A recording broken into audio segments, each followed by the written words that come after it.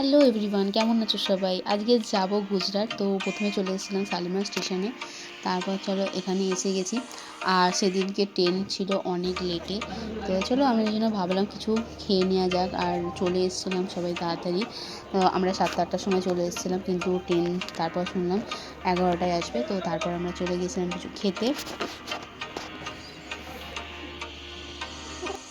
এখানে একটা রোল নিয়ে নিয়েছি, এগ চিকেন রোল। তারপরে খেয়ে আবার অনেকটা রাত্রির হয়ে গেছিলো। তারপর ওখানে চা খেয়ে আমরা চলে গেছিলাম খেতে। খেয়ে দিয়ে তখন বাজে হচ্ছে 11:30, তখনও কিন্তু ট্রেন আসেনি। তো আমরা একটুখানি বেরিয়েছিলাম স্টেশনটাতে ঘুরে আসার জন্য। অনেকক্ষণ একা একা বসেছিলাম, ভালো লাগছিলো না। তো সেই জন্য আমি আর পিসি ঘুরতে চলে গেছিলাম। তো একটুখানি স্টেশনেই ঘুরছিলাম। তারপর ঘুরে কিছু ফটো তুলে তারপর এখানে ফাইনালি ট্রেন চলে এসেছে, ট্রেনে উঠে গেছি। তখন বাজে রাত 1টা। তো ট্রেন ছেড়ে দিয়েছিল। এটা পরের দিন সকালবেলা লেগে উঠে সবাই মর্নিংয়ে চা খেয়ে নিচ্ছি। আর দুপুরবেলা আমরা লাঞ্চ করে নিয়েছি।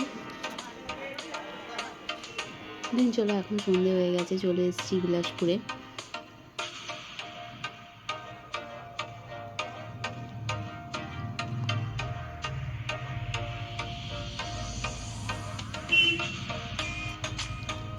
চলো আমরা খেয়ে দিয়ে দিন আমরা শুয়ে পড়বো।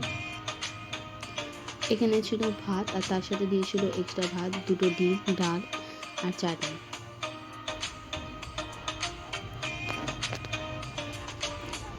এখানে আমাদের দুপুরবেলা খাবার চলে এসেছে।